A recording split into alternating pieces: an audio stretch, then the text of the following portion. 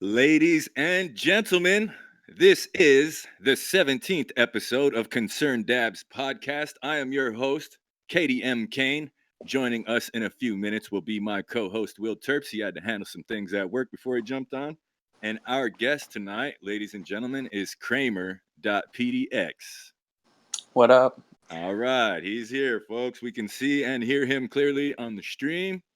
Um, I want to wait just a second to give Will a chance to get on. He might be a couple of minutes, but I just want to talk about how I came across Kramer on IG. He looked like a solvent extraction guy, and I think maybe we weren't following each other when we did that episode. Will and I did a solvent extraction episode. Our first 8 episodes were themed, right? We had like a cultivation one, solvent extraction, solvent less. We had like a regulation, a retail. What else do we have? Oh, bud tenders episode, and we could not get anybody for the life of us who run oil to come on the show, man. You know what I mean? And so when I started following you, I was like, oh man, this guy, he's paying attention, and he looks like he knows what he's doing. So, uh, sent Kramer a DM, and he was just like, yeah, man, sure, So I appreciate you, dude, taking the time out of your Sunday evening to come on the show and let us ask you questions, man. No, hey, well, I appreciate you guys. I'm a huge fan of the show.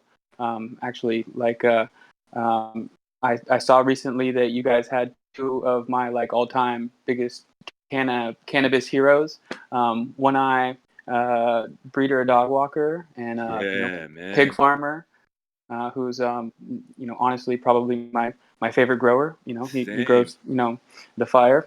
Dude, So same. when you guys reached out to me, it was quite an honor. So thank you very much, man. All right, cool, dude. We love to hear that. And I second both of those notions, man. I really love One Eye's work, and I really love Pig Farm's work too. For Um, real. yeah, and I mean, I haven't traveled the world in weed, but in my little universe that I've traveled in so far, those guys really are at the top of the list. No, same.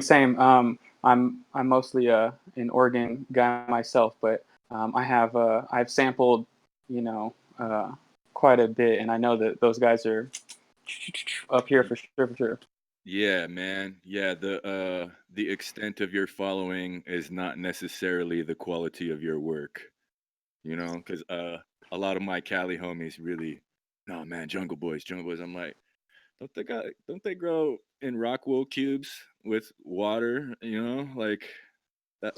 I mean, it's That commendable. I think it looks dope to have a 3 pound plant in a 6 inch rock wool cube. I'm like, damn, that's impressive, but I I'm just kind of more of a soil guy, and I haven't tried any of their weeds, so I can't totally hate. Maybe they'd like to come on the show, or maybe I'll go to Cali and try their shit at a function or something. But um, bag appeal isn't everything.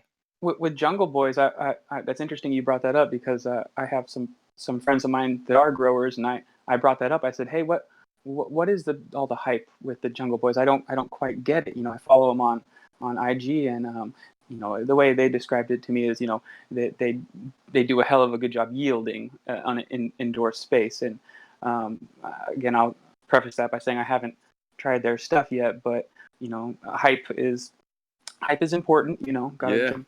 They have T-shirts in at what was it in the mall, right? The yeah, Jungle Boys guys. yeah, So yeah. so That's what I'm saying. I commend efficiency. You know what I mean? It's impressive. Like seeing their feed is like, wow, you guys are really doing some good stuff. And seriously. the t-shirts too. I remember Joshua Steensland going live one time on one of his YouTubes, and he's no till indoor, like no newts, no nothing, just add water. You know what I mean? Hmm. And when he was on his live, he was wearing a t-shirt that said Jungle Boys, and someone immediately was like, "Why is the biggest no-till guy wearing a Jungle Boys t-shirt?" You know what I mean? And he didn't respond to it, but I did. I got on. I was like, "He's not being a hater, is what he's doing." You know what I mean?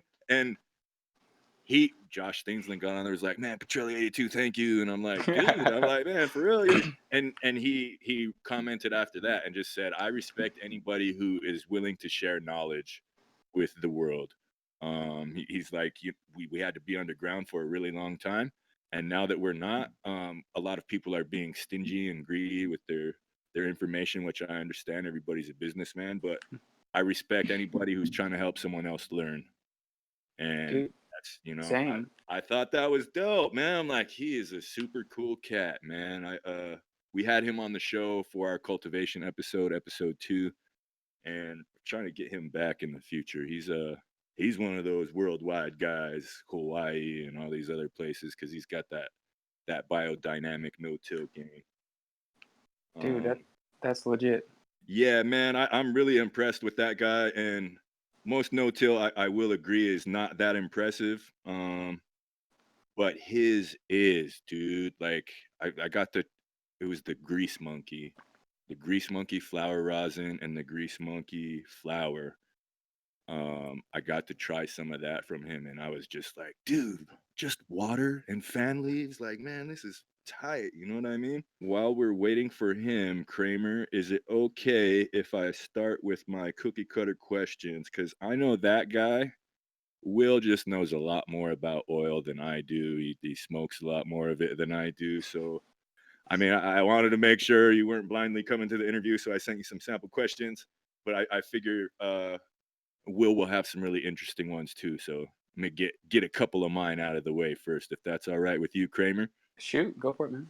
Okay, so when did you start extracting? Oh, that's a good question. Um, so I don't know what you exactly count as Yeah, man, I mean extracting. glass tubes in the backyard, bro. Like that counts. You know what I mean? Well, before any of that, probably started with can of butter. Good old Ah, dope. crock pot tech, you know. Yeah, that's still the way I do it, bro. Like, you know what I Yeah, mean? no, there's Chocolate chip cookies. That's my shit, man. dude, same dude. I still there's nothing that really beats that fat extraction or Yeah, it really gets you same. lit. Same, dude. Yeah. I'm just not a huge fan of distillate edibles. You know what I mean? I'm like, Oh this is fucking whack, you guys. You're doing this for consistency, but the high is just fucking bland, man. It feels like pills. You know what I no, mean? no, truly. Given the choice between a butter edible and a distillate edible, butter all day, every day. There's a couple brands out there that have some butter on the shelves, but like you said, distillate is what's out there primarily for edibles. It's kind Yeah, man. Yeah, you need that full spectrum, and that we used to do what that crock pot, just set it and forget it overnight or whatnot. Keep it really simple. Filter it Yeah, through the dude. And cheesecloth. and that's one thing too, is I would, before I asked if they were made with distillate, I would ask them how long they decarboxylated their Mm, oil. You know what I mean? Because when I slow word. cook it for some butter, I do that shit for 18 hours or 24 hours, and Yeah, it gives me the effects that I want. I don't know if it's like breaking down into more CBN or something, but every single time I would ask a company rep how long they decarb, it's like 2 hours, and yeah. that's it. And I'm like, what the fuck? Like even like the syrup, because to me, if it's gonna mimic some actual lean, it's got to slow me down and chill me the fuck out. You know what I mean? Without having to drink a whole bottle. And that's just not the case with anyone's weed syrup that I've tried. And I feel like that's what the difference is the length of time they're decarbing for. You know what I mean? No, I couldn't agree more. That's what kind of excites me about some of the newer focus on different cannabinoids other than just THC and CBD, like Yeah. CBN, CBC, CBG. It'll be interesting to see as Yeah. those What's catch on, becomes more popular, like CBD. Um, uh, THCV also, that oh yeah, tetrahydrocannabinol? They say that's supposed to be like an appetite stimulant yeah. or reducer, you know what I mean, depending on which quantity it's in. No, absolutely. So it, I think it's interesting how CBD kind of just opened the door to acknowledging other cannabinoids other than THC. I But agree. yeah, I agree, man. Okay, so uh, back to the question, man. My bad. So you started with no. butter, and then what Oh, else, man? I'm sorry for um, interrupting. Oh shoot. Okay. Well, we'll just work in chronological order. Yeah, yeah, man. Start from the Probably started beginning. probably started messing around with Rick Simpson oil, kind of extractions, right? Doing Yeah. like whole plant using isopropyl alcohol. That was fun. And then I remember uh, seeing some guys in the neighborhood blasting cans, and the first time I saw it, it's this big, giant monstrosity of a white PVC pipe, and it was crazy. And it was like, what are they doing? And it definitely sparked my interest. Oh, so Um, that was their column? It was made out of PVC the first time you saw it? yeah, the first time I saw, Damn, that's yeah, fucking no, crazy, later dude. on glass tubes, saw glass tubes later on. Yeah. Yeah, but and I remember immediately seeing that and saying, man, there's no way that you want to mix that plastic with. Yeah. But Well, yeah, dude, just explosion. I'm like, that could probably explode and fucking send PVC shrapnel everywhere. You know what I mean? Like, that would yeah, hurt a lot. You might live, but it'd fucking hurt like a bitch, dude. And you'd be in the hospital a couple days at no, least. seriously though. You know, like that's my biggest fear when we would run glass tubes. At first, it was nothing, but after a couple times, I would just like, this is really dangerous. You know, like one spark, all this shit would blow up, and we'd fucking be burned really bad and have to go to the hospital. So, um, Yeah, no, absolutely. You want to be as safe as possible and avoid open blasting. Is not cool. Open blasting. Uh, but we're talking early on. Started. I got my first job here in town from Portland. I grew up in Southern Oregon. I moved here, Portland, a little bit more than a decade ago, and got a job at the Cannabis for some friends. dope. Um, That was my favorite spot the first year or two, man. yeah, dude, Cannabis is legit. And I Yeah. I worked for some friends that owned a booth called um, Northwest Alchemy, and um, or such. Sorry. And I remember working there, and I would see so much BHO come through, and I would see these different tackle boxes, and it was inspiring. It's like, whoa, man, there's all this different. I'm used to smoking flower. We know what flower is, and now I'm seeing all this different selection in oil, and Yeah. so it was something else, and it was like, whoa, there's this whole new thing going on. Yeah, that was the first place I ever got a CO2 cartridge was from Cannabis, and it was from the homegirl KT. I think Oh, she's still. yeah. Yeah, she was solid, dude. And I remember the cartridges were glass at first, and I think it would look like Rick Simpson oil, dude. It was super dark and black. And Jackson was my roommate back then. I was staying at his crib in Portland before he had Natural Wonders, and he hit up the place like the same weekend, and he came home with some too. And he's like, dude, have you seen these? I was like, yeah, I got one. And that whole weekend, we didn't do shit, bro. We just puffed those pins and sat on the couch. You know what I mean? And I don't know, dude. I smoked hash before, but I was impressed with the way those made me feel. You know, I was like, damn, this is really super slow and chill out. And from the same place, dude. You know what I mean? No, Cannabis was legit because it was like the farmers market where you would have different booths, and there was a crazy amount of selection Yeah. in one location. But Yeah. yeah, it's like reminds me is the old trippy stick. I remember the first time I heard about a vaporizer or like a cartridge. It was Juicy J with the trippy stick, and Yeah. um, yeah, man, times are changing. Now we're on to them live resin carts. No doubt. No doubt. Okay, ladies and gentlemen, is that Will Terps? Can you hear us okay, Will Terps? I can. Can y'all see me? Yes, we can. Back in All right. Oregon. All right, this is Back Kramer. in Oregon. Yep. Yeah. So we were just talking for a little bit there, Will. We were talking about cannabis and how that was like the first real cool place when you got your card, and he was saying that was the first place where he saw mad selections of dabs.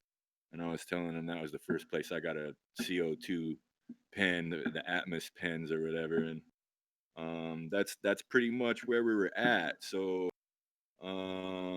Sweet. can you continue on, Kramer? Like, this is still the first question. When did you start extracting? So Word. Well, what up, Will? Nice to see you. What Nice to up, meet man? You too. you. But yeah, being a cannibalist, I would see like tackle boxes of Earl come through and be able to try the flour a lot of the time that BHO was extracted from, and you know, being already having such a high tolerance, like I needed to already smoke at the time, so much flour to get medicated. yeah, Dabs at the time were like a godsend because if I was to really sit down and medicate with flour, geez, I'd have to take a bunch of bong rips. I'd have to smoke a joint or something like that, and that would take time out of my day. But learning early dude. on that I could take one or two dabs, be in and out, on with my day, it was like, this is the Yeah, answer. Get higher than what I was getting with the flour. this Was this super really inspiring. is this really is the best argument I've heard from people like you, Kramer. It really is a time saver. You know what I mean? It eliminates an hour or two out of your day that you would be rolling up and puffing on a whole blunt or whatever. Because I'm kind of there, dude. Like I have a dab rig, but I don't dab that often, and sometimes I feel like I should. Like I will say, while I primarily dab myself, especially hydrocarbon extracts, that the high, at least in my opinion, is not as well rounded. It's not as full spectrum as either smoking flower or hash rosin. It's a little more monotone to me. It's either I kind of get energized up, or I'm kind of like couch locked in that. Obviously there's exceptions in between, but I mean, there's obviously like time and place for everything. Like obviously I like to dab myself for the fact that I feel like it's a little easier on my lungs. It gets me to where I want to be quicker, like Kramer said, yeah, man. and all that. But also, I will say when I smoke a really good flower strain, there's kind of like levels that herb can hit on that dabs can't quite yet. At least in my opinion, in terms of just like a full spectrum eye. But yeah, I mean, dabs are definitely my Dude, go-to. I got my dab set up right here, so dude, I feel you exactly. I know that I've noticed that my go-to thing lately is to do a little bit of both. Is to do some hydrocarbon dabs, and then I'll also smoke a joint, and I'll feel like there's that full spectrum synergy. But definitely. I agree that there is something missing, for lack of a better word, from the BHO high. But rather than kind of pick sides, I used to watch a lot of Hash Church with Bubble Man, and Bubble Man would Hmm. say, it's all about the quiver, and there's a time and place for everything, or there's a concentrate. It's not about, solventless versus, solvent or hydrocarbon or this or that. It's, Right. there's definitely something good, for each occasion and also for each individual. Because one thing I've noticed is just like, you know, you can't smoke weed with everybody and expect everyone to have the exact same response. It's almost like people have different neurochemical, Yeah, neurochemistry makeup. personal chemistry. Yeah, that's Yeah, what I yeah. would say when I was a bud tender. It depends on your personal Yeah. chemistry. When I smoke this, I chill the fuck out. You know what I mean? Or when I smoke this, I get kind of hype and kind of anxious. You know what I mean? Like this is for work and this is for home. But that's just me. You might be different. You know what I mean? Some people like you're saying, their personal chemistry is different and wired. And so I totally would recommend everyone to try everything, not to play favoritism, as much as possible. I I'm guilty of not being the biggest fan of CO2 oil in the past, but I've really come around recently. There's some amazing uh, CO2 oil when done right, that can be really amazing. Yeah. More in an edible component. I should not as much in the vaping I department. I But agree, man. Yeah, but definitely. just more in on the, there's a time and place for everything. But for me personally, as someone that has dabbled in this and that, I love hydrocarbons. BHO, butane specifically is it kind of just it it goes well with me. And I think specifically it just gets you higher in general. It gives more oomph. It gets the job done. Um, and unless you're going for that that best of the best 6-star full melt bubble hash, but let's be realistic. How many of us can afford that? Let alone Yeah, shit's uh, expensive, so I was about to say. I and can't afford to smoke that all the time. or I can't at all. I can't either. I would You if know, I could. like Um, exactly. and Yeah, and how that's what it goes. Unless you're dealing or producing it, it's hard to afford that type of extract, or type of concentrate. No, seriously, but more incentive for everyone to produce more of it, so that there's more high quality hash around. But I say Definitely. the more the merrier in general. No Yeah. doubt. So Totally, yeah. my next cookie cutter question, why did you settle on solvent? Oh shoot. Well, I would kind of like piggyback that off of what I was just saying. Like, I just think More solvents work oomph. really well. A lot of oomph. Yeah. Hmm. When I started Definitely. uh, extracting professionally, this was before like the rosin kind of craze that kind of came in. When I was getting going initially in the medical arena. So early on, kind of played with the rosin tech, and it wasn't fully, I think, developed at the time. But honestly, now I look around some of the rosin being produced. It's absolutely outstanding. But you know, there's so much. There's pros and cons to looking at Definitely. solvent based extraction or solvent extraction. Okay. But for me, I I kind of came up in the OMMP world, and Yeah. the priorities then were ill people, sick people. Y- We're trying to alleviate medical conditions, pain, cancer, seizures, and it was kind of more early on. And when it comes to that medical context, really focusing in on what's going to get the job done, what's going to get the cannabinoids in the system and get the individual medicated. And you know, solvent extracts really seem to do an excellent job of doing that. I agree, man. For certain conditions, flour just isn't really gonna help that much. You know what I mean? You need an Uh, extra kick. yeah. I was Definitely. watching this TED Talks from Rachel Knox earlier today. Shout out to Jason Ortiz for sending me that link. But she's a doctor from Portland, and she had a lady on there with Parkinson's disease for like the first minute of her TED Talk. She had a video, and I think she had the English accent, but she did 30 seconds of talking off of her regular Parkinson's medication, and you could see that, and she was like, look, it doesn't work, I'm still shaking, and I'm still like jittery. And then it was some RSO, like some Rick Simpson oil. Then she was like, when I do concentrated cannabis oil, and then they showed the next 30 seconds, and she was standing in the same place, not shaking and speaking way clear and calm and cool. And she's like, when I use this oil, this is what happens.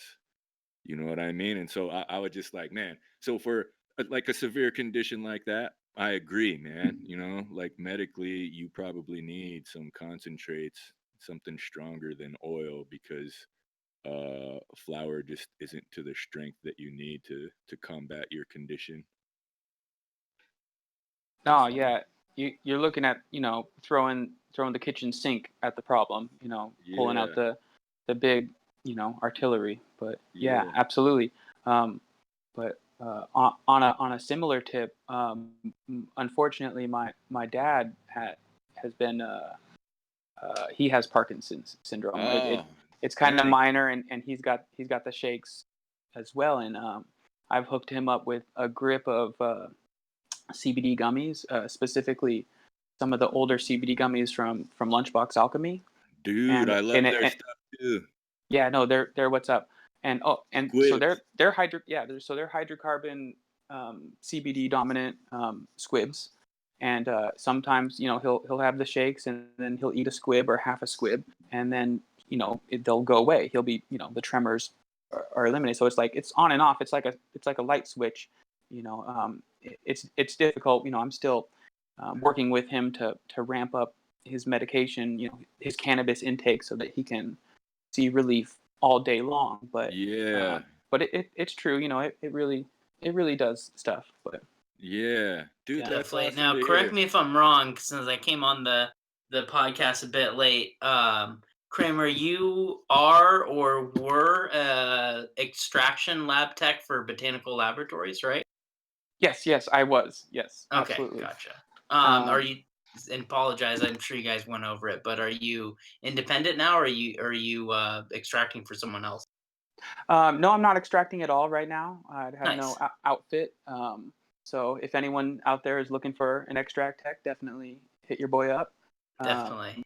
but yeah, help Botanical Labs get going, and it was a super fun learning experience. I think correct me if I'm wrong, but like within is it was hard getting the licenses, but we were actually when I was there, uh, Portland's first hydrocarbon license Yep, for operations. Tight. So I think there was a couple in Clackamas County, but I'm gonna go with first in Portland. But anyways, that was definitely a lot of fun, especially transitioning into figuring out the rules and regulations and the city and yep, calling in OSHA and all these things that were kind of alien at the time, but have since proved to be amazing learning experiences. Yeah. No doubt, nice. bro. Yeah, I Yeah. visited. I took a tour of botanical labs probably 2 years ago or so. So maybe even when you were working there. Yeah, I think I was. Yeah. Yes, yeah, super cool outfit. You guys were producing fire. I'm sure you're still producing that. But yeah, I mean, yeah, definitely. I remember going into it. The owner, I think his name's Matt, if I remember correctly. Um, yeah, he was stoked about being one of the first, like you said, licensed extraction labs in the city of Portland. But yeah, I mean, yeah, when I'm now positive that you were producing at the time I had tried stuff and visited. So excellent work, man. Excellent work. Oh wow. Well, thank you so much. Yeah, Absolutely. Matt's a cool guy. I met Matt a handful of years ago, and we linked up right at the beginning of the recreational boom, and he knew of my expertise in making building labs. I helped build a couple labs in the medical sphere, Nice and so he kind of brought in the business acumen, and I kind of brought in the make hash. expertise. Yep. Yeah, and Yeah. we Exactly. joined Superpowers, and Botanical Labs is the child of that labor, and it's super it's super challenging to start with nothing and to build something, but um, it means a lot to have an organization out there that's making medicine for the people. At least that's the way I think of it. I think of Definitely. concentrates as medicine. Again, I come from that medical kind of origin, but yeah, Yeah. I personally believe the more hash out in the world, the better. Absolutely. I agree with that for sure. No doubt. No doubt. And I will say, like, I'm pretty sure this, like I said, I'm pretty sure this was the time you were working there. But like when I took my tour of botanical labs, it was easily one of the most impressive labs I've toured, especially with not just with equipment and the space, but with how cleanly you guys were. You guys like literally took it to the next level. Like every single, area that you worked on or worked with was spotless. And that's really No, important for processors and producers alike. no, and there's a number of reasons for that. First off, we had the blessing of being able to design an extraction facility from nothing. We had a blank canvas, a Mhm. a really large warehouse, and we were able to actually, I was able to sit down with a pencil and draw the blueprint the rooms and help Mhm. kind of put in my 2 cents of how, from an extractor's point of view, what would be the ultimate extraction facility. Right. And that was super cool, being able to think from the workflow when it comes to, we got to input this raw material. We're going to get tons of weed coming in, and then we got to store it effectively. It's got to be stored in a climate controlled environment, and then it's got to be processed efficiently, and then packaged efficiently, distributed, and then kind of designing a workflow around that was super Absolutely. super fun. Hell Yeah. yeah, dude. Man. Same. Like I worked in fisheries, production and monitoring and evaluation for like 12 years before I moved to Portland. And so all of that experience too was just like and it's just for harvesting weed, but in 2016 I had like my biggest option happening, and it was fun to do that too. It's like, nah, we're gonna bring everything in here, hang it here, and it just stuff like that is so much fun, dude. And it's cool that people like Will pay attention to stuff like that too. And it's cool that guys like Kramer are designing stuff like that. Every time I meet someone, I ask what they do for work. If it's something in production, they have a mind that's geared towards that usually, and it's cool to hear the stories about how stuff gets rigged up and why, man. Because it is, man. Like Rec now, I'm not sure about the company that you used to work for, but it is. It's probably tons of weed that they bring in, and that's a shit ton of work, man. I was talking to Jesse and Mitchell last week about the size of a column. You know what I mean? When every year I'd grow, I'd have trim at the end, and so if I met somebody who was extracting, that was my question: is what's the size of your column? And they'd say Yeah. either 2 or 3 pounds, or we have 5, but it's best to fill it with 3.5, not all the way. It runs better that way. And so I'm just like, whatever. But now, I mean, shit, how big are the columns nowadays? Is there like 20, 50 pound columns? Is it not efficient to do it that way? Or like, Well, initially we started out with single column setups, maybe a 2 pound column, but yeah, now we're onto these rack mounted systems where you could have 5 columns or more, and you could have up 5 pounds or more material in each column, and damn. and you're looking at running back to back runs, and with the climate as it is today with overproduction of material, Yeah, running around the clock isn't out of the ordinary for a lot of these producers here. Or yeah. Yeah, I've yeah, seen jobs like that advertised too on Indeed. It's cannabis solvent extractor night shift. You know what I mean? It's like it's hardcore. yeah, it's like now we got somebody from 10 at night till 8 in the morning, you know what I mean, or till 6 in the morning, and then Yeah, it's man. it's That all day, like fuck, that that's crazy.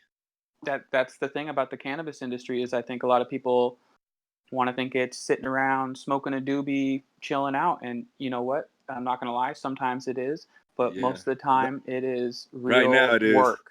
Yeah, right now it is. Mhm. um, but there's a lot of 12-hour days for a lot of people, and a lot Fuck of the yeah. grind is real, out there. It it is, dude. And I know you're a extractor not extracting right now. I'm a cultivator cultivating right now, dude. And sometimes it kills me, like especially this time of year. I'm like, damn, everything's starting to flip outside right now. I'm like, fuck, I wish I was fucking having my hands in the dirt. But it's kind of nice to not be doing those 12-hour days. And then it's like in harvest, bro, it's like 16-hour days. You know what I mean? Especially when it starts raining and being outside in the cold and fucking wet for that long and doing work is just not that much fun, dude. So let me ask you this, Kramer. If since you're not extracting now in the Oregon market, who's your go-to? Like, who would you pick up from? Like, what company would you pick up oil from? Echo Electuary right now. Yes. They're Yep. Yeah. my Yeah. my Good go-to. answer. Good Right answer. here, Sour Nepali on deck. Awesome. Yeah, Awesome. the Goji OG Diamond Yes. is really Yes. legit. God Yeah, Super damn. man. good. That's awesome, you guys. Shout out Yeah, to and also Echo. it's just like shout out to Echo. You can't eat like not only do they make good oil, but like the people behind the company are so just fucking they're such nice individuals. Regan, Ross, shout out to both of them. They're humble, they're super nice individuals. They know they produce the fire but don't act like it. And Yeah. that's why I feel like they're one of the most successful companies in Oregon right now, and they continually produce fire and you know have really good farmer processor relationships. No doubt. And you hit the nail on the head right there with relationships with the farmer, Mhm. and credit all the credit to Echo because for lack of a better word, that shit doesn't just happen. That's all very methodical. It Mhm. takes a lot of effort to produce a high consistency product week in and week out, and when you're spending your money, the terps are going to taste good and the effect is going to be worth every penny. But Absolutely. yeah, and almost all of that comes down to logistics with the farmer, Yes. working together in advance before harvest happens. You don't want to be in that shuffle last minute, and so a lot of it is just being premeditative about the entire extraction process. Yep. No Absolutely. doubt. And I feel like too with extraction in Oregon too, it's all about knowing what farmers you want to process for and then being also able to effectively like if you're taking on new clients, new farmers effectively screen their material for something that would turn out good. I mean, a lot of processors, the some of the first steps might be to have their own single source, create their own garden, which is definitely super smart.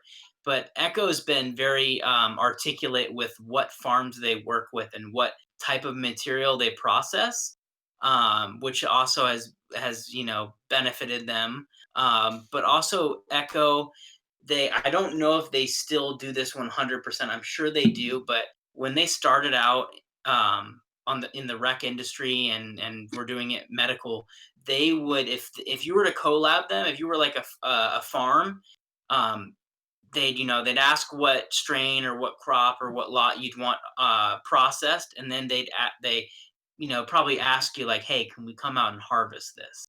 They literally like to harvest. Like it seems kind of, maybe it's unorthodox for some farms, but That's they like tight. to harvest what they're going to process because they like to be able to snip off each bud, put it right on dry ice or you know, uh, liquid nitrogen or whatever the hell you call it. But yeah, I mean they pretty much harvest and freeze material that they're going to process on site from whatever farm it is, which is That's dope. crazy. And that's way legit. And from my outsider's perspective, I haven't had the pleasure of meeting the guys, and I'm not quite sure what their methods are. But as someone that's been in the trenches, I know that's probably the single most effective way to getting a high quality product is working in tandem, if not what they do, which is harvesting it themselves and getting those variables up perfect. You really do got to consider the live resin process, like flash freezing. You got to do it, just right to have a perfect, product. And the love and the effort that they put into their product, it definitely comes through. And Definitely. I would really hope that more extraction outfits look to them as a blueprint on how to succeed or how to really thrive in this marketplace. And it really comes down to respecting the material source, the grower. They put that blood, sweat, and tears into growing amazing weed. And so when that handoff occurs, when that weed goes from the farm to the extraction facility, I hope that it gets appreciated by the extractor just as much as the grower who grew Definitely. it. No doubt. Definitely. And now going back and correcting myself, I'm realizing it's probably highly unlikely that they're still doing that now with the amount of clients they have. That would be an incredible amount of work to be like, okay, well, every single strain we want to process for you needs to be, we want to harvest it ourselves. That would not work out. But maybe in more sense, they have a protocol. I'm like, hey, this is how we like to have our material prepped for it to be best processed by us. And I think that's important too. I'm pretty sure they're doing that. But yeah, just like you said, I mean, farm, the materials where it's at. And if you can get yourself a nice relationship between farmer and extractor, that's really an avenue to succeed there. No, totally. Because I've worked with many different rec farms, and there is no standard as far as material intake. If you leave it undesignated, if say you meet up with a grower and they're like, yeah, let's work together, let's make some oil. I got all these strains in the back. Let me just bring you some fire, and we'll get going. If you go through that with different growers, the way the flower, the way the material shows up is going to be different. I learned absolutely. Early on, I tried to make kind of like a pamphlet so that I could deal with those logistics, how I would in an ideal world. And the cannabis world is never ideal, but in an ideal world, how the cannabis would be prepared, airtight, kept cold, etc. And there's many different ways of looking at how to do that, but just preventing the oxidization, and preventing terpene loss, and usually when I was able to put it in the kind of phrasing of this is how you put so much effort into growing the weed, this is how we're gonna maximize the extraction process, and you're gonna get the most terpene essence. They really jumped on board. But I would love to see more unification as far as the standards of material, as far as different growers here in Oregon, because it is still kind of however everyone's been doing it is kind of how they're doing it, and I think it could be refreshed with new eyes now that we as a community kind of unanimously agree that terps are what's up. But yeah. I That's definitely it, man. agree with that. Will And Terps knows what's up, man. no, I mean we all know what's up. But yeah, I was say I completely agree with that, because I feel like people sometimes the producer extractor relationship is a bit skewed. Sometimes people think there's this term that's being used in the that I've heard in the organ industry is like polishing a turd. It's like Yeah, you can distillate. that, and also you can make some shit material look real light and nice, almost like live resin. You just like, I don't know much about extracting, but I'm pretty sure you just up the propane level a bit. If you have a little higher of a propane to N-butane mix, you get a little bit lighter color. And I feel like people take advantage of those ratios. And like I said, polishing a turd, there needs to be more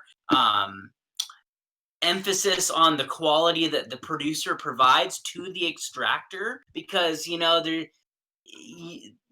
extracting what you get. You can't make miracles happen. If the material's well grown, you're going to get a good yield and you're going to get some nice looking oil. But if it's not grown properly, if it's a little bit oxidized, if something's off, that's going to be reflected in the end product, and it's not the processor's deal. It's the grower. Will, you are 1,000% correct, and that's why I think that really illustrates why, just like in the old days, um, you still need to know your source, and you really need to trust where you're getting your weed, where you're getting your oil from, and do a little bit of research into the farm of where that material came from. Do a little bit of research into Absolutely. the company that's extracting that oil. Do they, does it all jive with your own ethics, or does it make sense to you? Um, and I think that that's really important, is know your source, or trust your source. And if you don't know where to start, we all have a stoner homie that that smokes more than us, and we can ask them, what's your go-to farm? What's the best farm in town? Who do you like? Who's the best extractor? Because we all like Echo right now, but it might be somebody else might like something else, and Totally. and we need to keep those that word of mouth up to date, because the fire terps are always changing. It seems like what might be what's up this month might not be what's so popping 6 months from now. It seems there a lot of inconsistency in the whole weed program.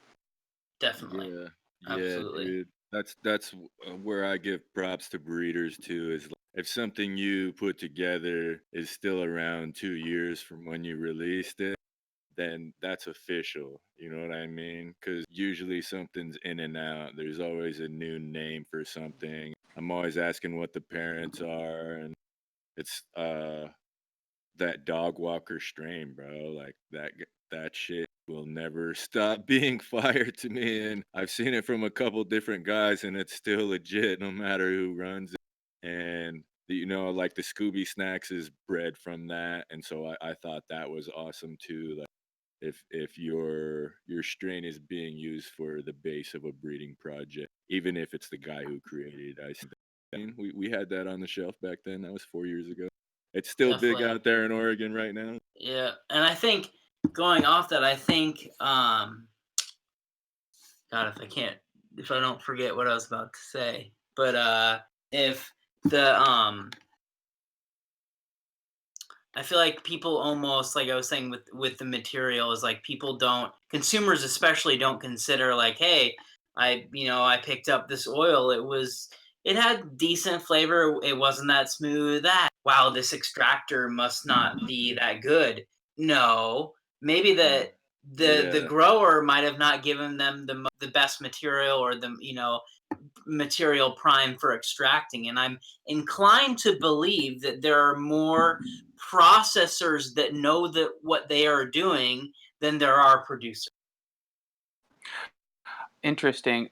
Yeah, I've noticed a little bit of that, but the way I've seen it is, as much as it seems other than this, we're at the very beginning of the cannabis industry, and everybody is continuing to learn and evolve together. And the more you know the more I assume, growers to have it all figured out, that didn't work. The more I would reach out and kind of converse and work together to try to develop, I'm going to say SOPs, Yeah. standard operating I've procedures for, I've written those too, dude, for yeah, retail and production.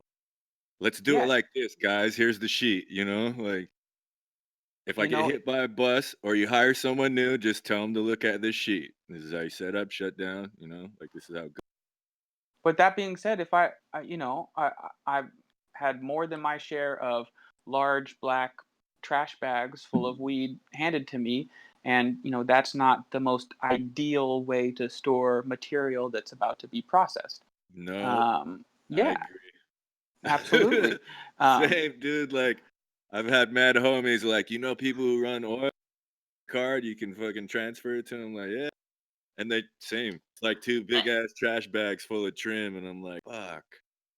And see, my point with that though is, like, you're either, when you get to that point, when you get a trash bag full of not very good weed to send to a processor, you either know you messed up and are trying to save money, trying to save the money you spent or like the money you get on that crop, or you just don't know any better Yeah. and potentially shouldn't be growing. But that's just the harsh view on my part. Either No, what you're doing is shit and you're doing it to make some money, or you just don't know about and like what. and and honestly, like that's where I have so much freaking respect for growers is they put it all on the line, and they grow this massive crop of weed, and then they leave for the weekend, and they come back, and it's like all hell breaks loose, and any number of a million potentially, inevitable things have happened, whether it be pests, whether it be mold, whether it be some kind of equipment that manages the Yeah. nutrients True. messed up, maybe the whole Yeah. place got flooded, and and uh, Yeah, I and would dude. mistakes argue happen. really good Yeah, growers don't do that though. That they rarely do that. true, That true, rarely Yeah. happens. I wouldn't and leave for a weekend ever, bro. Same. You know what I mean? It was like my sister had some sort of function at school, like the white coat ceremony or But then something. again, I couldn't Oregon's go. I was filled like, with man, I can't go. unprofessional growers. So, Yeah. well, Oregon's full of unprofessional growers and a lot of OG. oh gee, yeah, absolutely. Oh shit, your audio cut out for a second there, Kramer. Oh, his audio. Can you leave the call and come back if you can still hear us, Kramer? Can you leave the call and come? Yeah, he's frozen. All right. Can you still hear me, Kane? Yeah, I can still hear you. Okay, word. Because I've been frozen on my own video since I joined the call. But if y'all can still see me and hear me, then there's no Yeah. problem. Clearly, so. Yeah, you're all good, Will. We'll just give Kramer a second here. When did you start back to work, Will? Wednesday, last Wednesday. Tight. Yeah. I'm really happy for that shit, man. Hell yeah, man. I'm trying to slide through in probably October, November. Heck yeah. Yeah. I'll be right back. Yeah, man. I want to shake hands with a lot of people and try and test some new products, man. So ladies and gentlemen, our guest tonight, Kramer, having a bit of technical difficulties. Hopefully he can leave the call and come back. Gonna go ahead and type him that message.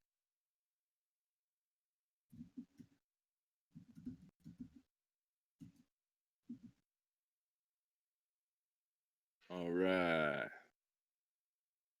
Okay, so Mitchell from production has a question. What's a better way to handle stuff if not black trash bags? Um, I like just if you can turkey bag, if you get the big turkey bags, you can fit like 2 pounds of material in one of those big turkey bags. So storing it like that would be a little more airtight and a little safer. I know glass jars isn't really. Why would you put trim in a glass jar? You know what I mean? You want to put your nugs in there. If you have just a bunch of recycled glass jars, but still, it sucks packing all that around. It's difficult to carry all those boxes. You have to make a bunch of trips to the car. Hey, So, I'm back. Can you hear me? all right, yeah, all Holy, right, back. It's all good, bro. It's all good. We have technical difficulties, so it's good when we have Will and the guest, so we can all bounce off of each other. Sometimes, like Will right now, I think I had to go grab a beer or something, so it's just me and what you. up? But Well, where were we? he'll be right back. I I can't remember, dude.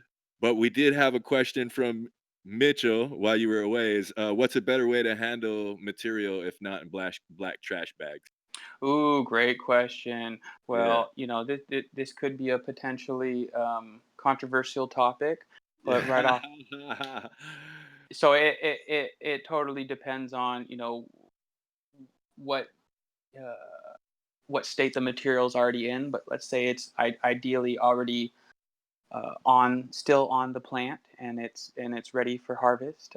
I would say quickly take the main fan leaves off of your plant, and then quickly buck the nugs into a pile, and you can kind of have maybe some visqueen, some like plastic, or you could even do like some black trash bags sitting on a bed of dry ice, and that would be a really inexpensive way of having the fresh flour be instantly frozen. Do a flash freezing by that dry ice, and then you could then package that ice cube frozen weed into vacuum sealer bags, like the good old fashioned loud vacuum seal bags. The food And then sealer, the yeah, food sealer. Thank you, food yeah, sealer. we put fish in those. You know, we put jerky in those.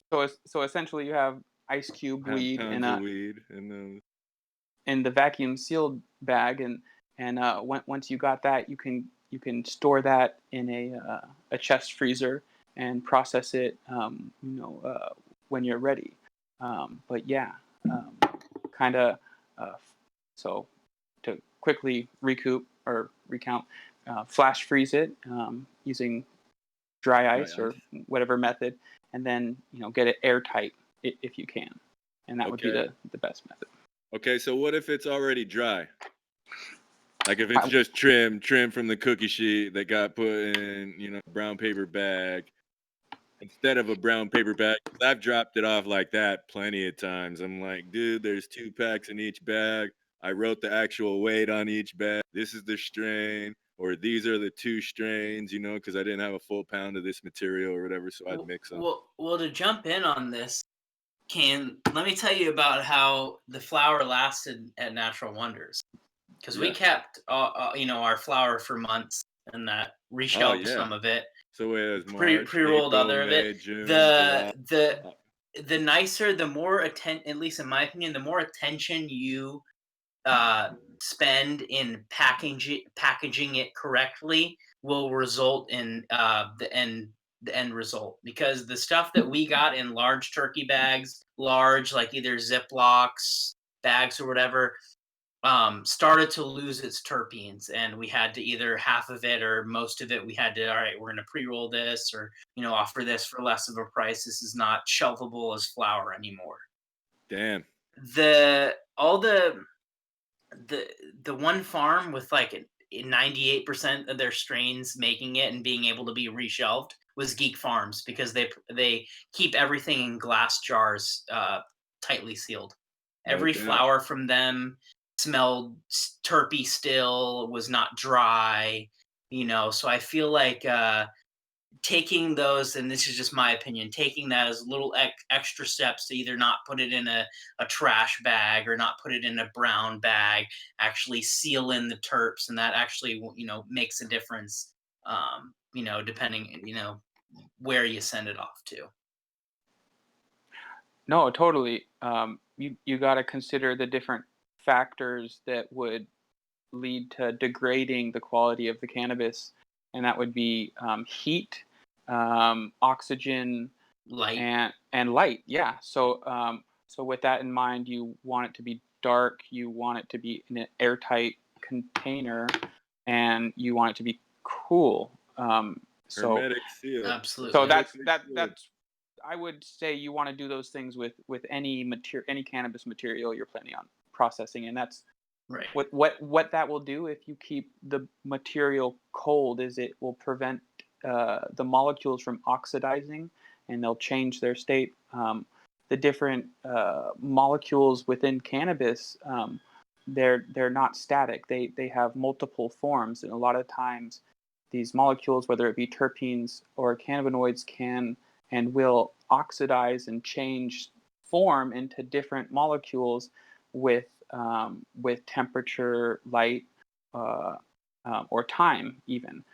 So usually you want to avoid that, and I say usually because there are methods like the French cannoli or traditional hash making techniques where you do actively want to partially oxidize or manipulate the different states of the molecules. But speaking more for what today's market wants for the artisanal live resin preparation, we want to usually avoid those oxidization occurring, and if it does, you'll notice it because you'll have more of those hashy traditional flavors that are more earthy.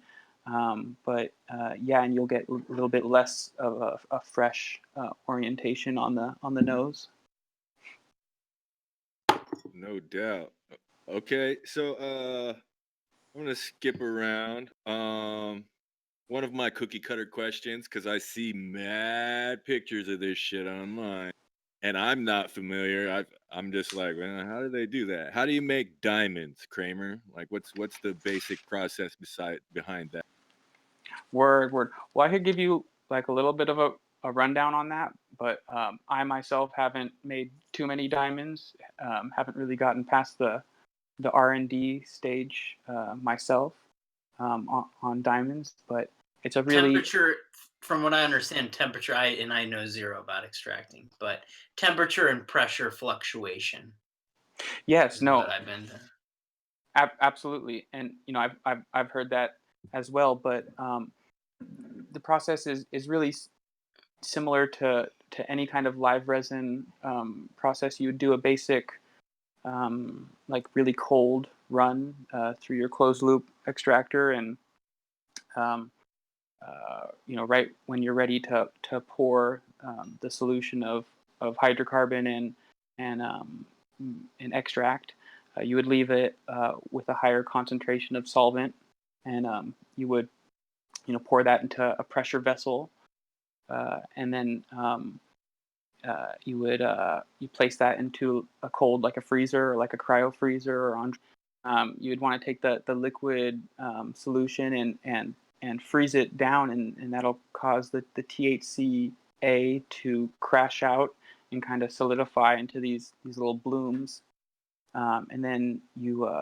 reheat the solution back up in an oven at kind of room temp or a little bit above room temp, and depending on how long you leave it at that temperature will kind of dictate the size of the diamonds. Yeah. But after a predetermined amount of time, you will have the diamond formation, and you'll have the more terpene rich uh, fraction on top, and at that point you can kind of separate the terpenes from the THCA, and then continue on with the purge process. Word. But So is it more? Does it? Because dude, I've never even smoked any of the diamonds. I smoke crystalline. You know what I mean? Like the isolate. But I've never. I don't buy dab. So when that shit's like $80, I'm like, fuck you, man. I bet we get a fucking Fuck quarter a you, man. flower. You know what I mean? Like I'm good. You know, like on that I custy, feel it. the $80 custy price. yeah, dude. I'm like whatever. But it's cool to hear about the process because I always see pictures of it. I'm like, man, how the hell do they do that? Because It Well, also, just like with everything, it heavily depends on the material. Like if you need some super fresh, some really high quality material to even think about making diamonds. no, absolutely. Just because it's pure, it does not necessarily make it good. It it Yep, it absolutely. totally it totally comes down to the strain. It comes down to the farm. Um, you know, credit to the farmer when it comes down to the effect that you're gonna get from that concentrate. But yeah, I've definitely been digging the different kind of diamond preparations myself lately. Um, but yeah, I think does it's it taste? fascinating. What's that? Does it taste like crystalline or like isolate? Because that shit tastes like hospital smell to me, man. No matter what strain it is, I'm ew. Hospital. That's what it tastes like. It tastes like a hospital smells, bro. And I'm like, that's strange. I'm super high, but I don't know if I like No, I feel that there's kind of a unifying taste. It's kind of interesting the flavor, but yeah, or Oregon genetics diamonds taste like that, if you ask me. really Yeah. trip. Maybe I'm it's also not the a fan of Oregon genetics, and I have no problem speaking out against them on this podcast. Motherfucker has the loudest mouth ever and some of the most mediocre products out there. I mean, I've tried his diamonds a few times. They taste like you said, kind of like the hospital. Like they have no terpene flavor or terpene retention from whatever he's extracted from. Well, And cause yeah, yeah, that's my question about it too. Is like, cause it seems like when they show it on, it's dipped in sauce, right? It's like there's a couple of big stones of diamonds inside a dark sauce, and it's like people will either dab the sauce or break off a piece of the diamond and dab that, and I'm like, does the diamond by itself taste like shit, and then the terps are just it added shouldn't. flavor or something, or is It shouldn't. the diamond supposed to be That's what I terpy would too? say. Okay. Because I just had smoked some I THCA from Echo, and it did not taste like that. But then again, sometimes I feel like these rocks and sauce or THCA and sauce, they tend to have a more like separate flavor than unifying. It's like, oh, I taste this diamond in sauce tastes like it would if I had it live resin, or it kind of tastes like, well, I tasted the diamond and I tasted the strong sauce separately, but it's also dependent. I've noticed that as well. It's interesting from the extractor's perspective with the rocks and sauce or the diamonds and sauce is you can play around with that ratio of terpenes to THCA, and and Ah, I find that you can really change the effect. Say whether you're going to do 30% terpenes or maybe you're just going to do 5% terpenes. You can really modulate that effect, and you'll see different ah. extractors Excellent come out with different perspective, ratio. sir. Definitely. Yeah. Yeah, absolutely. I remember talking to Will because you Kramer, you earlier were talking about efficiency with your day and just doing dabs. Will, I really like my nicotine too. I smoke blunts, and if I'm not gonna smoke a whole blunt, take a little bit of tobacco and put it in my bowl with the weed. And friends always frown, but I'm like, whatever, fuck y'all. And so I was asking Will, like, what if instead of dipping a dab in terps, what if I dipped it in nicotine e-juice? You know what I mean? Would that give me a similar? I remember getting some e-juice, and I never ran the test. I was like, but it's gonna take too much, but maybe I should do that and film it, and we can put that on the channel and see what people think. But hearing you tell that story, that is like if I was a bud tender and I was selling some diamonds and sauce, that's how I would sell it, Kramer. You know what Uh, I mean? I would say, well, you can play around with the ratio of terpenes to THCA. You can break off a big piece of this and put a bunch of sauce on there. Or you do that. Okay, that makes sense. Yeah, dude, like that's awesome. Cool to hear you say it I like that. mean, it's definitely dependent, like Kramer was saying, dependent on the extractor. But here's my question for Kramer, and I don't know this, but like, is it more expensive? And I think I know the answer, but like, it's probably more expensive to have more actual THCA crystalline in a mix than terps, right? If you were to do more crystalline and then terps, that would be more of a like cost effective on the person processing or mixing it, right? Yeah. Um, yeah, I mean, it depends. I mean, even Echo played around with the ratios too. Like one of the first terps on the And rocks I I I got. totally I totally Yeah, Oh, because dude. like the first Echo terps on the rocks I got it was nicely balanced, but there was definitely more terpenes than there were rocks. And when I finished it, I had a good amount of like terp sauce in the bottom. And I was like, oh, well, if I get more crystalline or something, I can dip this into that. And yeah, but there was a run that they did, I think it was the Purple Martian, and maybe they did a few other strains like this. But right before Natural Wonders closed, when we did our transition, we got a batch of Purple Martian terps on the rocks from them. It was a mix of terpenes and THCA, and it was a lot more THCA than there were terps. And that was like, I thought that was a really good ratio. It was like, it was still wet enough to like, oh, okay, all these crystals are covered, but it wasn't so much where in the sense you'd get left with just terps at the end. But I imagine that that ratio, is very processor grower dependent and also strain dependent. Okay, Totally, and that's why I'm really excited about the live resin cartridges that are more popular recently, dude. because that allows the, Yeah. the processor an outlet for something to do with the sauce fraction. Whereas before it was kind of like, oh geez, I kind of feel compelled to find something to do, or maybe infuse a higher percentage of terpenes with the THCA. Whereas now we can just slam live resin cartridges with Yes, the yes. terpene Yeah. fraction, and that seems to be definitely a win-win for everybody. Absolutely. Yeah. No, that's a win-win. I was just thinking that, like, you have the slightly less terp fractionated crystalline, which I prefer. Maybe other people prefer the higher terp ones. I don't know, but I feel like people would prefer getting, a little more crystals to actually dab.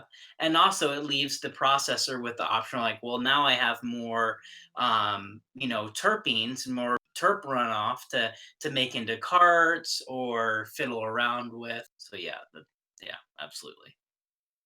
Okay. Kramer, I'm gonna pile. Are you still good to go, bro? Like you don't have to leave or anything, right? No, Okay, I'm good, cool, bro. man. Like, yeah, we went 2 hours with Pig Farmer. If you want to hang out and keep talking, I still got more questions. But if you have, if you gotta just say, all right, guys, I gotta sign I off here in I a will couple say minutes. I have to jet off probably around 9:30, a little bit after, but Okay, I'm okay, good to go cool. then. All right, cool. Let's shoot for 9:30, a little bit after then, folks. Cool. I got two. I'm gonna put two of my questions together for you, Kramer. Can you explain the differences between, like you're saying, live frozen material and dry material, and what are the differences in the end product usually?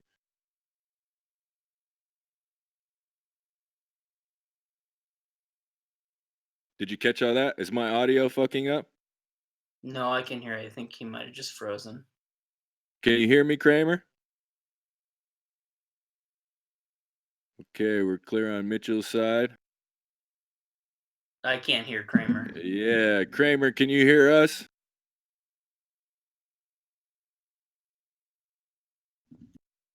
He might have to leave and come back. Yeah, we'll ask him.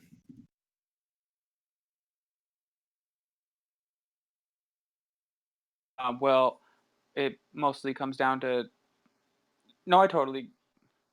Can you guys? Yeah, I can hear Now you. we Can you can guys hear hear you. me? I can hear Now, you now I can now. hear you. Yeah, Yeah, can you start yeah. at the beginning of your answer Can you again? guys hear Did you me now? catch my whole question? We Oh can hear you no. now. Can you hear us? Can you hear me now? Yeah, I can hear you. Can you hear us? Can you hear me now? Can you Yeah, leave we and can hear come you. back? Can you leave and come back one time?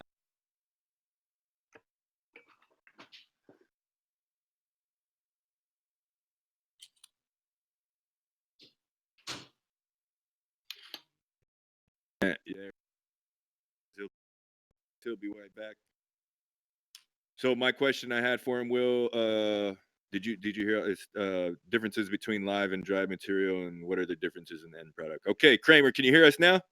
Yes, I can hear you now. Okay, cool. Did you catch my Down to question? terp terpenes, uh, terpenes, and the oxidization of the cannabinoids. Um, when you're running dried material, not live material, it really minimizes what you can make and what you can do with the concentrate. Traditionally, with dry material, you're looking at more shatter, more wax consistencies as far as the preparation, and you're looking at a little bit lower terpene content. Terpenes might not be as fresh. With a live resin preparation, you're able to kind of choose whether you want to have sauce as a final um, consistency, or like we talked about the diamonds, but you're given a little bit more choice as far as the consistency of the end product. One way I've heard it described is that the different consistencies of concentrates are like making an egg dish. Like you can make your eggs over easy, or you can make your eggs scrambled, or hard boiled eggs. It all starts with the same egg, but depending on how you manipulate it, you'll end up with a different consistency. But to answer your question, it really changes, the consistency that the concentrate is going to end up in. That's a Word. really That's good a analogy. I like dude. that. Hell yeah. Yeah, Me I mean, because too, you can, man. like before the eggs are even cooked, you can like scramble them and turn them into a different consistency. And then you can also, the different consistencies come from temperature and how long you cook it, and the fluctuation with that, and that is totally like processing oil. It's a very good analogy. No doubt. Okay, Kramer, one more question. What's been your favorite strain to work with and why?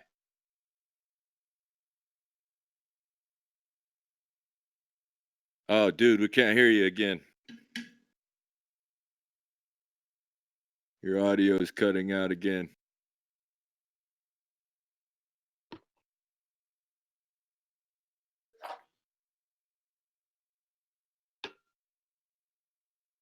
A bit of TD tonight, folks. Happens, but a Yeah. bit of TD tonight. Word. Okay.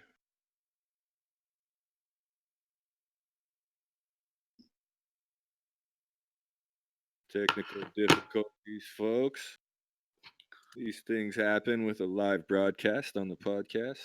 I'm gonna take a dab in the meantime. Yeah, my question was, Sorry, go for it. what's been your favorite strain to work with and why, Kramer?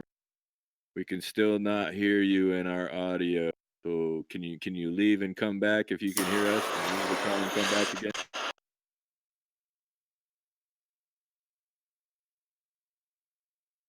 Probably dog walker and or Scooby snacks, Okay, but there more it goes. for There it kind of goes. selfish reasons. Okay, Because that's the kind of stuff that I like. Yo, no I doubt. I man, can hear you you hit now. the nail right on the head, Oh dude. I don't know shoot, if y'all can hear me, but I'm got the torching my nail connection right now. problem. But dog walker, like anything that's gassy, Let me count know me when the you can hear fuck me. in. Yeah, we can hear you now. We can hear you, Kramer. Will was talking about dog walker. Can you guys hear me now? Yeah, yeah, we can. Yeah, he's delayed. Oh, his audio is delayed. That's Can you why hear me he's now? like, Yeah, Yeah. we can. Yeah.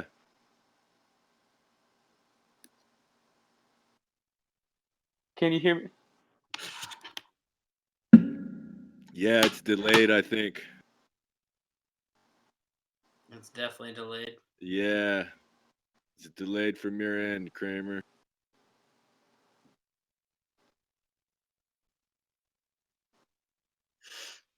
You'll have to leave the call. There he goes. Yeah, he must have just seen that comment in the chat. Can you guys hear me now? Yeah, you're good to go, bro. You're good to go. What's been your favorite strain to work with and why? You said dog walker. Oh, dang, For man. Scooby snacks, I really like Okay. Kimbo Kush. You guys Oh, familiar with okay. Kimbo Kush? Yeah, yeah, yeah. Is that Red Eye Genetics that did that? Oh, dang, your audio is cutting out again, Kramer. There it Yo, is. so We that can hear you even now. took me out. I Like think it's this. exotic genetics. It's Oh, exotic blackberry genetics. Kush and shoot, I want to say like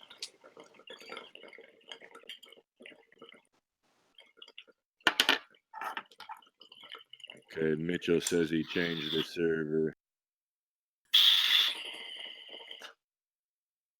All right, it's I still can't hear Kramer. No, either can I. Okay, so Will and I can hear each other, Kramer. We cannot hear you. Can you leave and come back again? Try that one more time.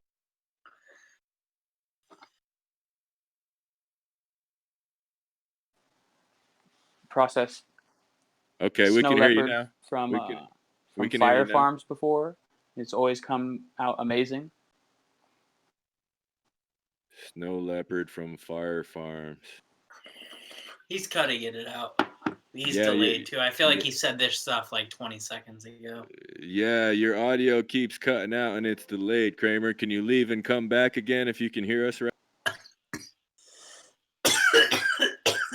Yeah, his video's frozen now. Can you hear me now? Yeah, we can hear you now. Yo, yo, yo, Kramer, Kramer, Kramer. He delayed. That's the thing. He just delayed. Yeah. Okay, I'll come back. There he goes. Yeah. That was, yeah, see, I said that like 10, 20 seconds ago.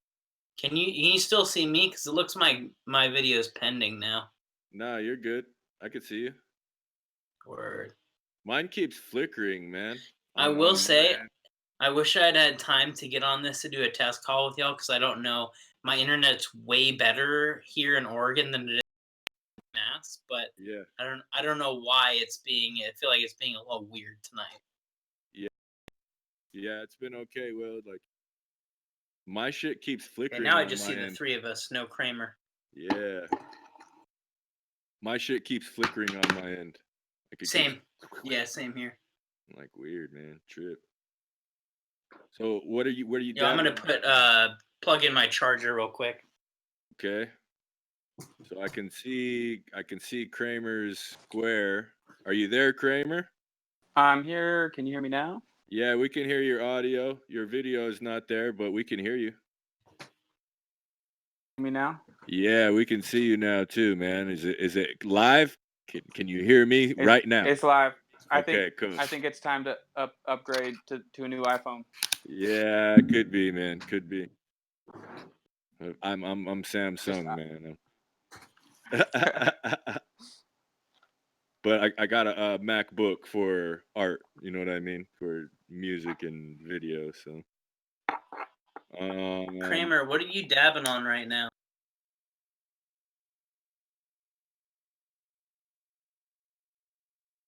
damn, I can't hear him now. Nah, he's frozen again. Shit. Some bitch, Kramer, some bitch. Man. We might have to call this. Yeah, dude. Can you leave the call and come back one more time, Kramer? We'll have to get him back for another episode because this has been a pretty cool interview. Yeah, it absolutely has.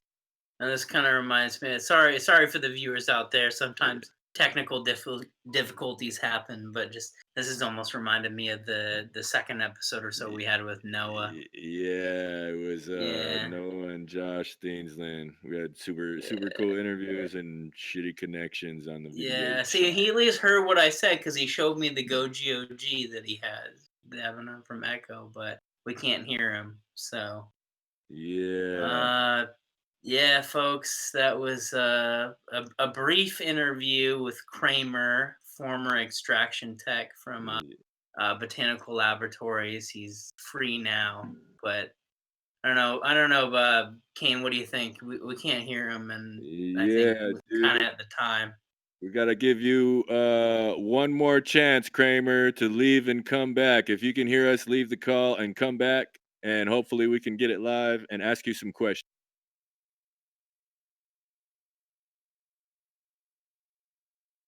Yeah, and if not, we'll just go ahead and give him a shout out on his Yeah, IG either and way, we should have. everything. Oh, he left. I'm gonna have Yeah, to sign off in a few minutes here, but yeah, until it's all. 9:30. Yeah, All right, fingers crossed. fingers crossed. What's up, Kramer? Can you hear us? What's up? Any luck this time? Yeah, man, it's Yeah, going now I can hear you. okay. What's up? Sweet. See how Okay, long so this one lasts. yeah, Right. so Will's got to leave in a couple of minutes, man. Can you pump your social media one time real quick? Dude, if anybody wants to reach out to me, they can catch me at kramer.pdx on Instagram. You can email me at kramer11@gmail.com. And feel free to just say what up. And you're looking for investors too, right? You're trying to do an extraction company somewhere, somehow? I'm looking for all homies to just reach out and, let's work together and try to promote Damn. quality product that we can make Okay, and good. get out to the public. But yeah, absolutely. Heck yeah. Okay. And yeah, also I want to piggyback off that. I also work for the Oregon Leaf, so if you're Oh no, it's gobbledygook. Yeah, but anyways, I would just say that if you're looking for work, we can, put a shout out to you, see if anyone needs a high level extractor. But yeah, just appreciate you being on the show, man. This was awesome. We'll have to have you on again soon because some of this cut out, but Yeah, Kramer, can you still hear us okay? Damn, his video froze. All right. Yeah, folks, it's 9:30. We're gonna have to call this episode. Kramer, we gotta have you back within the next couple months, dude. Maybe we can do it next month because this is a super dope interview. We'll do another test call on Wednesday and test the connection. Ladies and gentlemen, this was Kramer. He's a extraction artist in Oregon. You can catch him on Instagram at kramer.pdx. I'm gonna go ahead and I can hear you guys. Oh, okay, cool. Thank you for having me on. Yeah, dude, we appreciate you taking the time, dude. We gotta have you back and troubleshoot the connection issue. Yeah, no, ASAP. I mean, yeah, let's try and have you back in the next month or a bit longer because I feel like a lot of this interview was cut out and we had a lot more talking to do. So. Hell yeah, dude. I had like 8 more questions and shit. Yeah, absolutely. Yeah. Thanks for showing up, dude. We appreciate you taking the time. I'll send you the links from YouTube and Spotify once I have them. And I think that's it, ladies and gentlemen. I'm going to go ahead and do my outro dance. This was the 17th episode of Concerned Dabs podcast. I was your host, Katie M. Kane. With me was my co-host, Will Terps. Finally from Oregon. Yeah, broadcaster from Oregon. With us tonight was Kramer at kramer.pdx on Instagram. He's the hydrocarbon extraction extraordinaire. And we will definitely have him back for another interview because the technical difficulties on this one, we apologize. But yeah, we might have to edit the last part of this shit just a little bit, but we're gonna definitely have him back, Will. Is there anything you wish to add, Will? That's it. Okay, no, just cool. Other than hopefully we gotta have him back because hell yeah. Technical difficulties. And I gotta give a shout out to my guys in production, Mitchell Wilson and Jesse Curry. Mitchell. Yeah. This has been a main not possible without them. And Joseph Street Enterprise